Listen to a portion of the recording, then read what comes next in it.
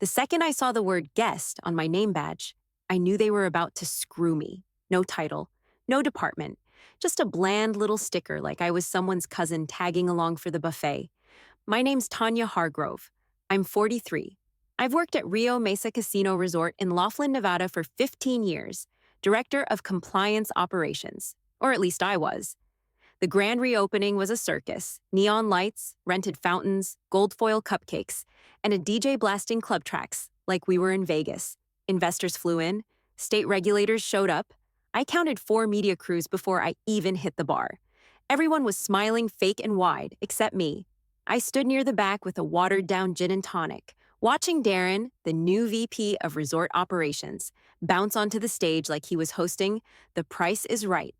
"Let's give it up for the new era of Rio Mesa," he yelled into the mic, voice booming through a PA that cost more than my car. Quick note before we go further. Before listening, share which city or country you're watching from. He started his speech with all the usual fluff: community growth, streamlining strategy, fresh vision. Then he got cute. "We've taken a hard look at legacy systems, redundancies, and outdated roles," he said, pacing the stage with a wireless mic like a late-night comic. "And I'm proud to announce some efficiency wins." The crowd chuckled. The CFO smiled like she knew what was coming. I braced myself. "Starting today, we're saying goodbye to a few positions that no longer serve our direction," Darren said, including our very own Tanya Hargrove. People laughed at first, thought it was a joke. I didn't move. "Tanya's been with us a long time," he added. 15 years. "But compliance ops are going external. Cleaner that way. Tanya, thanks for your service." I stared dead ahead. My jaw locked. I didn't blink. All around me, people shifted awkwardly. Some clapped. A few turned to look at me. I saw 2 of my old analysts duck their heads. He didn't say it in a meeting, didn't send an email. He fired me on mic in front of regulators, clients, and my own damn staff. This wasn't streamlining. This was a public execution.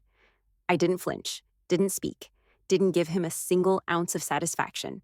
I walked past the dessert table, handed my drink to a passing server, and kept moving toward the exit.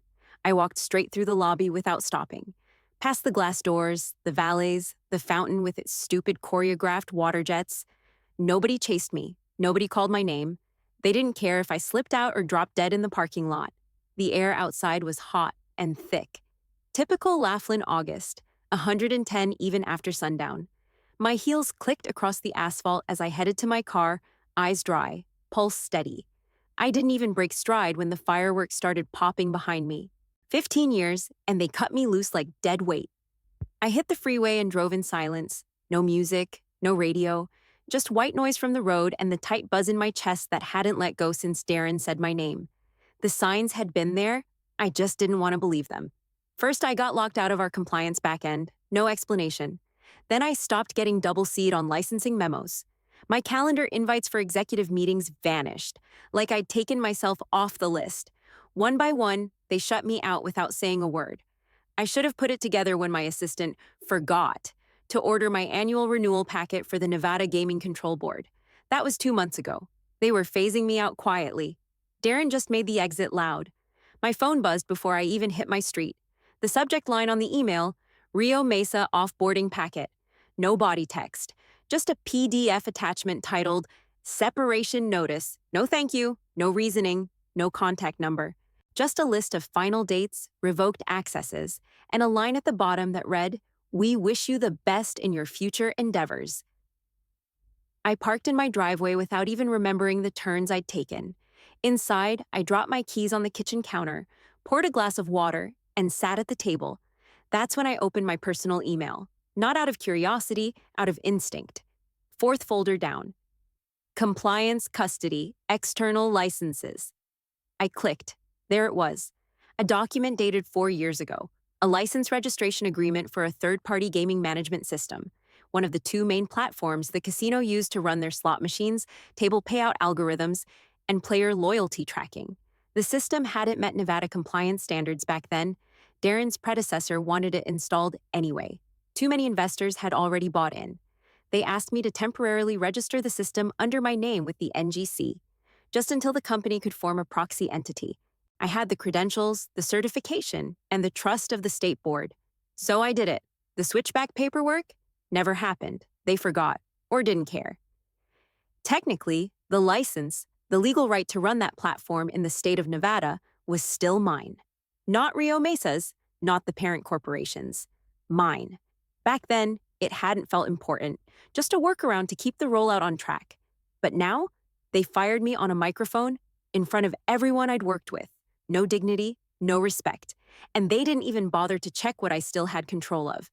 I scrolled through the doc, checked the last renewal date, still active, paid on time, auto-billed to my old department's expense account. They never updated it, never transferred ownership. The entire core gaming infrastructure at Rio Mesa required my license to legally operate.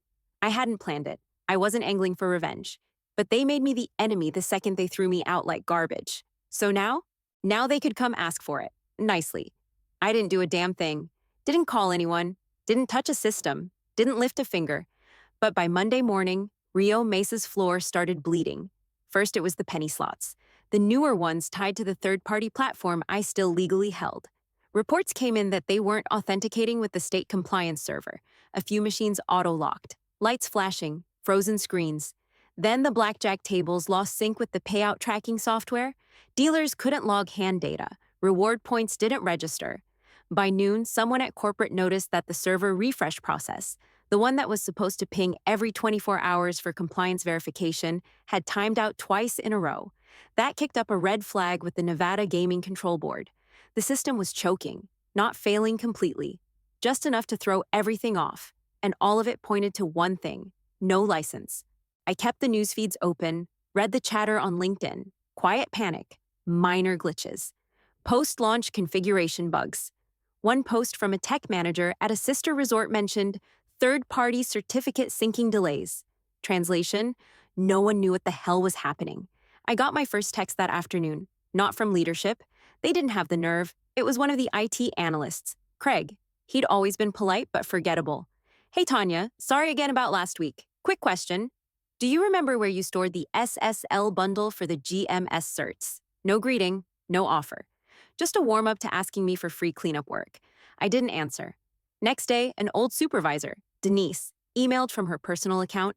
Hey, I know things ended weird, but we're having trouble locating the Q3 audit logs. Were they on the shared drive, or did you keep a local backup? She knew the answer. I always kept a backup. I didn't reply to her either. They wanted help without admitting they needed it. Still couldn't say the word sorry. I sat back and watched the machine stutter. By Wednesday, internal systems started going dark. The player tracking portal, the one tied to state loyalty metrics, couldn't authenticate license ownership. That meant rewards couldn't be claimed. Payouts over a certain limit had to be flagged. But the flagging protocol ran through the same license key. If I had lifted a hand to disable anything, I'd be breaking the law. But I didn't touch a thing. The system just needed a license to function, and they no longer had one. They'd built their entire backend on a foundation registered to me, then never bothered to reclaim it. That's not sabotage, that's negligence. Every time my phone buzzed, I let it sit. The texts got more frequent, shorter, more desperate. Do you have the cert files? Can you confirm the custodian ID for the NGC sync? Are you available for a quick call? No one said my name. No one asked how I was. No one admitted what they'd done. I made myself coffee, answered emails for my real estate side hustle, and ignored every last one of them. Let them feel it. Let Darren feel it. He wanted a spotlight moment. Now he had one. In reverse. Nothing was crashing fast enough to trigger a shutdown, but every hour that passed chipped away at the foundation. They couldn't spin this forever, and I wasn't going to lift a damn finger until someone said what needed to be said. By Thursday morning, the panic finally reached the executive floor. They'd burned through every workaround. Payout systems still wouldn't sync. High-value jackpots triggered compliance alerts, and daily operations logs kept coming back unsigned because the cert chain was broken. No license meant no lawful data capture. The systems weren't just glitching now, they were stonewalling. The internal IT team pulled a full weekend backup to try and reissue temporary overrides. That's when they hit the owner wall, the third-party software platform. The backbone of slots, player tracking, table logs, was still registered under a single administrator account, and it needed biometric verification to access the root layer. Mine. Fingerprint, retina, Two-factor key stored in a hardware token I'd been told to destroy when I left. I hadn't. At some point, someone finally got smart enough to check the state's registry. Tanya Hargrove, primary license holder, custodian of record. It hit like a brick to the face. There was no handoff file, no signed transfer document, no timestamp showing the company had ever reclaimed ownership. 4 years of legal silence meant that license stayed right where it landed the day I agreed to hold it temporarily. And now it was costing them every second they kept the machines running. One of the junior IT techs, Nolan, I think, vaguely remembered a compliance meeting where I said, "Technically, it's under me for now, but we're cleaning it up soon." He piped up during a troubleshooting call. Everyone froze. Darren, of course, tried to spin it. "That's just a bug," he said. "Registry must have cached old data. Tanya's not with the company anymore. This stuff doesn't stick after termination." He even laughed a little, like it was beneath him to care. Legal didn't laugh. While Darren was still yapping in front of the investors, Legal pulled up every licensing doc we'd ever submitted. Within an hour, they found the original custodianship form, signed by me, dated, notarized, and fully compliant with NGC requirements.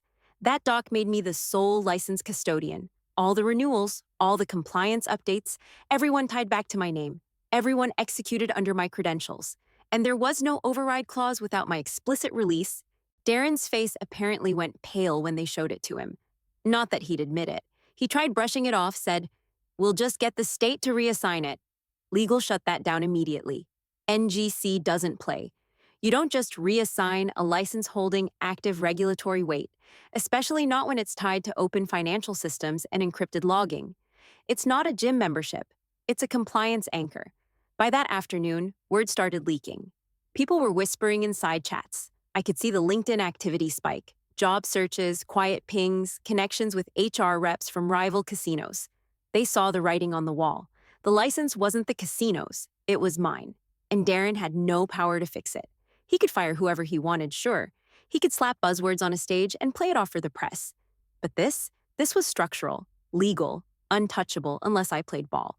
I sat at my kitchen counter eating leftover pad thai while reading a freshly posted Reddit thread titled "Casino IT Disaster." Anyone know what's going on at Rio Mesa? The comments were pure gold. Internal sabotage? Outsource vendor screw up? My aunt works food service there, says slots are going nuts. CEO fired someone important. Karma?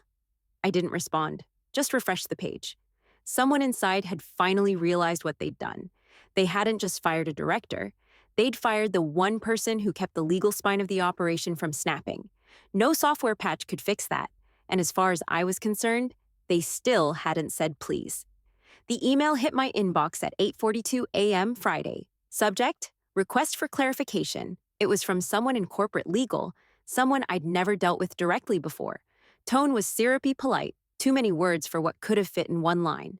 "We're conducting a routine review of internal licensing logistics, and we're hoping you might have a moment to clarify a few details regarding the GMS custodianship. Let us know if you'd be open to a brief conversation." Cute.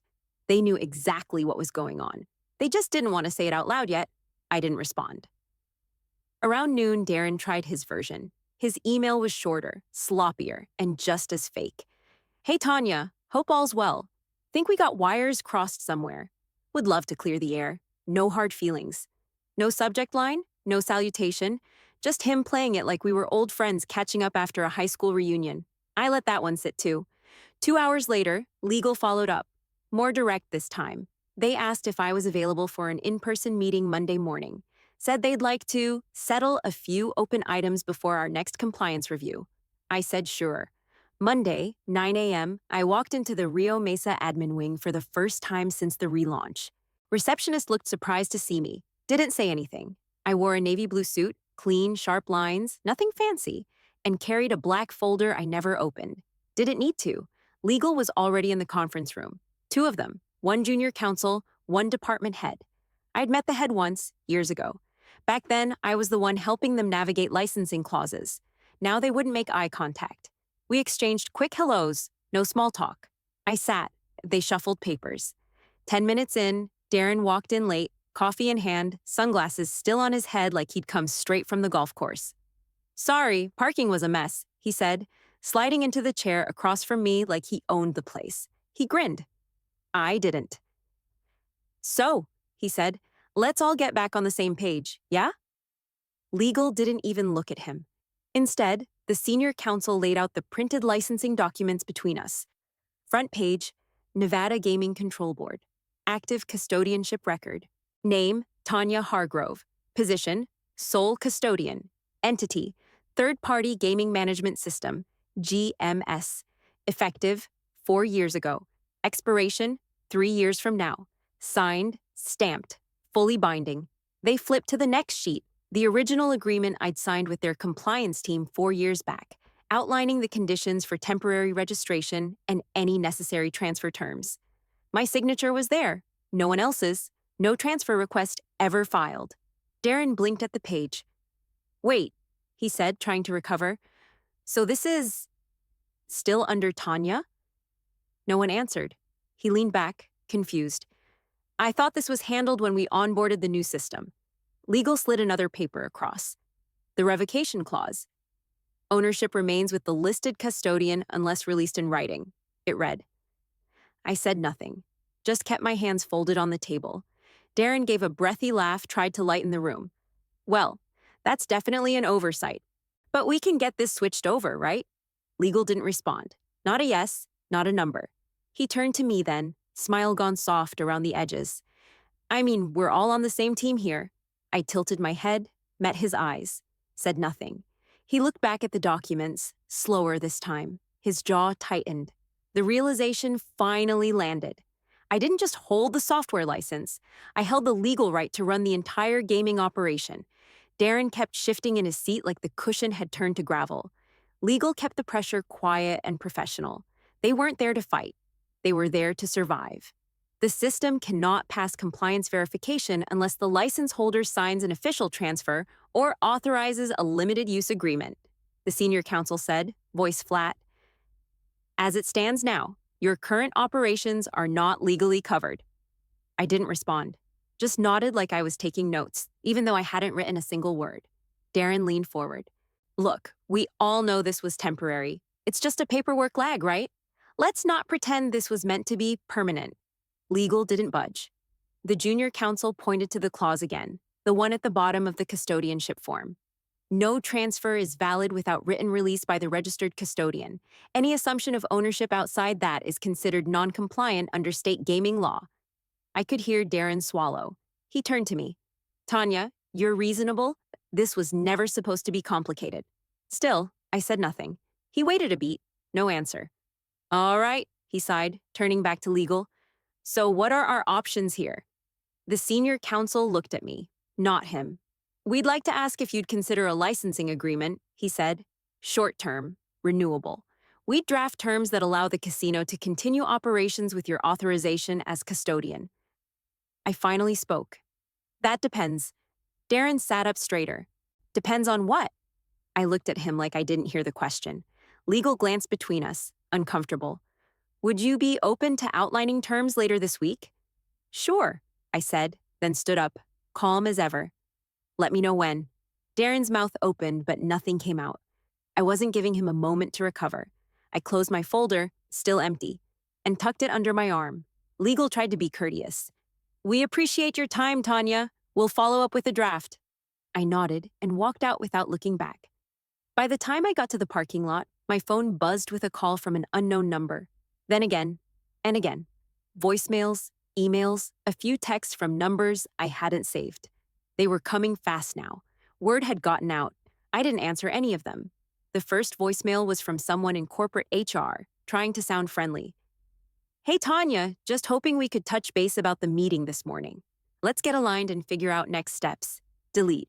Next was someone from finance, stumbling through a message about non-interrupted vendor compensation paths and early settlement options.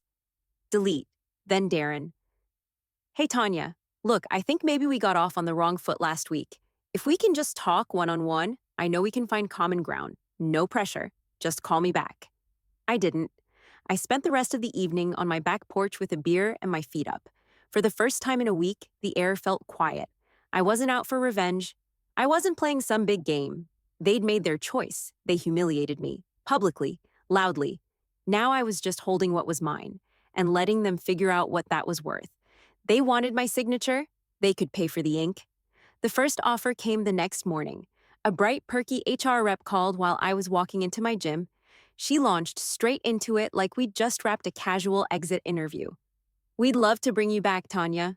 Same role, same pay structure, and we're adding a $15,000 performance bonus to show appreciation." Appreciation? After the public ambush? I didn't even let her finish the script. "No thanks," I said. "Let me know if you want to discuss licensing terms." Click. 3 hours later, I got an email from someone in procurement. "We're prepared to offer a 6-month consulting contract at $200 an hour. Flexible hours, work from home optional. Still no authority, no control, just a Band-Aid with a polite smile stapled to it." I didn't reply. Instead, I sent over a single-page proposal through my attorney. 5-year exclusive license, 7 figures upfront, quarterly retainer, approval rights over any system changes tied to the platform. Personal access control stays with me. No exceptions, no job, no desk, no Darren. A contract, on my terms. They didn't respond that day, or the next. But I knew what they were doing. Stalling. Hoping I'd flinch, that I'd negotiate against myself, hoping maybe I'd get sentimental about the place. Give in before they had to admit they couldn't function without me. Problem was, the compliance audit window was closing in 3 days. State inspectors were already scheduled. No license meant no systems legally allowed to process real money play. That meant shutdowns, fines, press. They didn't have time, and I knew it. By Thursday morning, the messages picked up again. "Can we hop on a quick call? Just want to clarify a few terms. Is there room to reduce the retainer if we extend the license length?" I ignored every one of them. Let 'em sweat. That afternoon, I got a text from someone I actually respected, Cheryl, one of the only honest VPs in the building. She didn't pretend. "They're panicking. Legal's been in meetings all day. Just a heads up. I think they'll cave." I didn't ask her to spy. She offered. 10 minutes later, a formal reply came from legal, all business, no stalling. Proposal acknowledged. Terms currently under review. Will confirm acceptance or provide revision requests by end of day. I didn't need revisions, I'd already done the math. What they were paying for wasn't just a license, it was peace. The right to keep the lights on, the slots running, the tables filled. I had been the backbone for 15 years. They only noticed when I left, and now they were finding out what it cost to rebuild one from scratch. I made dinner and poured myself a drink. They had until midnight. The next morning, I woke up to 3 texts and a screenshot. First one was from a former analyst. "Darren's not in the directory anymore." Second one was from Cheryl. "He's gone. No announcement. Just wiped." Then came the screenshot, an internal memo forwarded from someone in finance. Subject, Leadership Transition Update Body. Effective immediately, Darren Whitman is transitioning out of his role as Vice President of Resort Operations. Interim responsibilities will be handled by the executive team. No thank you. No goodbye party. No PR spin. Just gone. I stared at the message for a full minute, then locked my phone and slid it face down on the counter. No one called him former VP, no title attached, no mention of his name in meetings after that, like he never existed. He fired me with a mic and a smirk. And now he was being buried in silence. People kept sending me messages, little celebratory emojis, clapping hands, champagne gifts. I didn't answer any of them. I wasn't in the mood for a victory lap. This wasn't a win. It was just the end of a mistake they made too loud to ignore. Darren thought he was bulletproof, thought charm and fast-talking could replace competence. He tried to turn me into a cautionary tale, and now his name didn't even make it into the footnotes. By noon, corporate legal called. The voice on the line sounded different this time, tired, almost apologetic. "We've reviewed the full proposal and are prepared to accept all terms as presented. We'll send over the formal contract this afternoon. No stalling, no counteroffer, no tone, just surrender." "Good," I said. "Send it to my attorney." Click. I didn't smile, didn't pour a drink, just went to the kitchen, made a sandwich, and watched the sprinkler sputter across my dead grass. I hadn't signed anything yet. I wasn't in a rush. Let them wait now. Darren's mistake wasn't firing me. It was forgetting that I knew where everything lived, where the systems were buried, how the licenses were structured, what they'd ignored for years. I didn't need revenge, I just needed time. And now they were out of both. 2 weeks later, I walked back through the same front entrance where I'd been fired. No fanfare, no DJ, no Darren. Just a new nameplate waiting at the executive conference room door. Tanya Hargrove, Principal Compliance Systems Advisory. Same room, same glass table. But this time, I wasn't reporting in. I was leading. The board had already assembled, some familiar faces, some new ones. They greeted me like I was a vendor flown in from out of state, polite, professional, very aware of the contract they'd just signed. I laid out a clean folder in front of each of them, opened my laptop, and got to work. Here's the updated deployment schedule, I said, pulling up the timeline on the screen. All systems tied to the license are now restored under an exclusive 5-year agreement, effective immediately. Updates will be rolled out in 2 stages. Stage 1 is back-end access restoration. Stage 2 is a full compliance audit prep package. A few nods. One board member, I didn't catch his name, was already flipping through the printouts. All admin permissions run through a closed access tree, I continued. I'm the single point of approval on every node tied to compliance triggers. That includes patch schedules, reporting tools, server pings, and data storage protocols. Will that slow anything down operationally? The CTO asked from the far end of the table. His voice wasn't combative, just cautious. No, I said, but it'll stop shortcuts. That's the point. A short silence followed. No one argued. I walked them through the new reporting structure next. What needed to be filed, when, and which systems would flag anomalies in real time. Everything was layered with automated backups and secure audit trails. Foolproof. Clean. And this puts us fully back in compliance with the state? The CFO asked. Once the final inspection logs clear, I said. Which they will. I've already pre-coordinated with NGC. They're expecting the full slate by end of quarter. He scribbled something down. Probably a note for finance to stop panicking. The room stayed quiet after that. Focused. No small talk. Everyone paid attention this time. When I finished the presentation, I paused, shut the laptop, and looked around. No one said, "Great job." No one clapped. But I could feel it shift. The awareness, the understanding. The same woman they'd dismissed in front of 100 people was now the only reason their operation was still standing. A gray-haired board member raised his glass, probably bourbon disguised as iced tea, and gave a dry smile. To not underestimating the right people. A few others nodded. One muttered, "Hear, hear."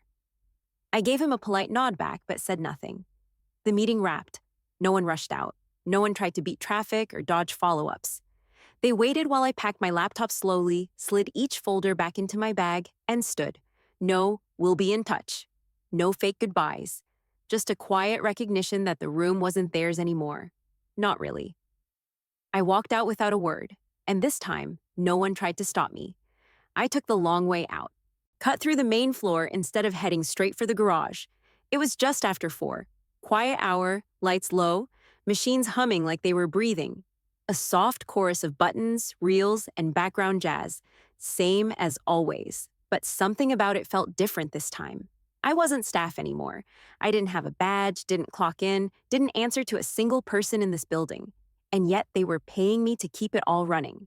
15 years of duct taping systems together, chasing down late audits, fighting back-end crashes on no sleep. I'd done it for a paycheck, for job security, for some version of loyalty. Now, I did it because I held the keys. I passed the high-limit slots. All of them online now, fully synced, fully compliant. Because I allowed them to be. Because my signature was the only thing that made it legal. There were no messages from Darren, no half-baked apology emails, no "let's talk" voicemails. He disappeared exactly how he deserved to. Quietly, unimportant, forgotten. And no one else tried to rewrite history. No one said sorry. They just signed the contract, moved the money, and gave me space. That was fine with me. The deposit hit my account 2 days ago. 7 figures, wired clean. Automatic retainer schedule set for quarterly release. Legal sent a final confirmation with the subject line. Vendor relationship activation. Hargrove Compliance Advisory. They didn't call me director, didn't call me former anything, just owner.